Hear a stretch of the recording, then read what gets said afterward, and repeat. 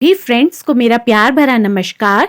आज के इस वीडियो में हम जानेंगे कि षटतिला एकादशी कब है, इसकी पूजन विधि क्या है, मुहूर्त क्या है और व्रत कथा क्या है।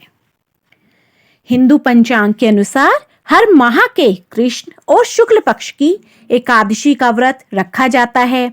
ऐसे ही पोष माह के कृष्ण पक्ष की एकादशी को षटतिला एकादशी कहा जाता है।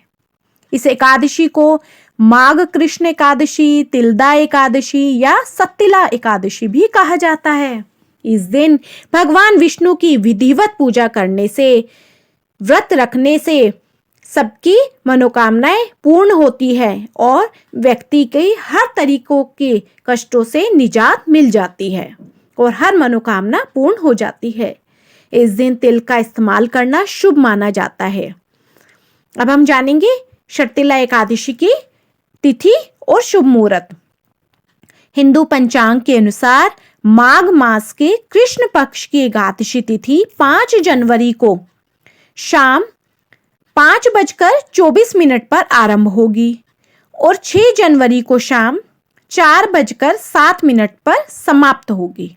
ऐसे में उदया तिथि के हिसाब से 6 फरवरी को एकादशी मनाई जाएगी और उसका व्रत रखा जाएगा। षटतिला एकादशी व्रत का पारण 7 फरवरी को सुबह 7:06 से 9:18 तक कर सकते हैं। हम जानेंगे षटतिला एकादशी की पूजन विधि। सुबह जल्दी उठकर स्नान आदि से निर्वित होएं, घर में मंदिर में दीप प्रज्वलित करें, भगवान विष्णु का गंगा जल से अभिषेक करें, भगवान विष्णु को पुष्प और तुलसी अर्पित करें। अगर संभव हो तो इस दिन व्रत भी रखें। व्रत कथा का पाठ अवश्य करें, भगवान की आरती करें, भगवान को भोग लगाएं। इस बात का विशेष ध्यान रखें कि भगवान को सिर्फ सात्विक चीजों का ही भोग लगाया जाए। भगवान विष्णु के भोग में तुलसी को जरूर शामिल करें। ऐसा माना जाता है कि बिना तुलसी के भगवान विष्णु भोग ग्रहण नहीं करते। इस पावन दिन भगवान विष्णु के साथ ही माता लक्ष्मी की भी पूजा करें। इस दिन भगवान का अधिक से अधिक ध्यान करें। अगले दिन सूर्योदय के बाद व्रत खोलें और सात्विक भोजन करें। बहुत से लोग व्रत के दौरान फलाहार ग्रहण करते हैं और कुछ लोग कुछ भी खाना ग्रहण नहीं करते, परंतु आप व्रत के दौरान फलाहार ग्रहण कर सकते हैं। इस दिन अन्न और तिल का दान करने से सर्वश्रेष्ठ फल की प्राप्ति होती है। ऐसा जरूर करें।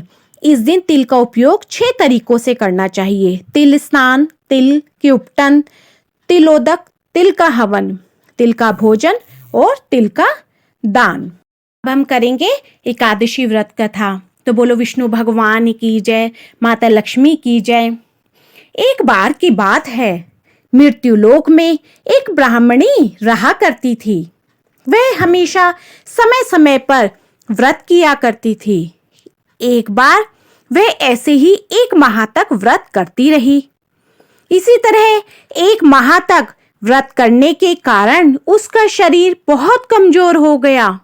ब्राह्मणी ने व्रत तो पूर्ण कर लिया, परंतु उसने देवताओं तथा ब्राह्मणों के निमित्त अन्न आदि का दान नहीं किया।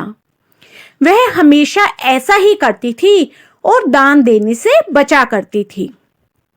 भगवान श्री विष्णु ने जब यह देखा तो उन्होंने कहा कि ब्राह्मणी अपना व्रत पूर्ण करके स्वर्गलोक में स्थान प्राप्ति के योग्य तो हो गई है, परंतु दान न करने के कारण उसे स्वर्गलोक में तृप्ति नहीं मिलेगी। यह कहकर भगवान श्री विष्णु जी ने ब्राह्मणी का उद्धार करने के लिए एक भिक्षु का रूप धारण किया और ब्राह्मणी के घर भिक्षा मांगने चले गए। भिक्षु को अपने द्वार पर खड़ा देखकर ब्राह्मणी ने भिक्षु को मिट्टी का पिंड दिया। यह प्राप्त कर भगवान वापस बैकुंठ लोक आ गए।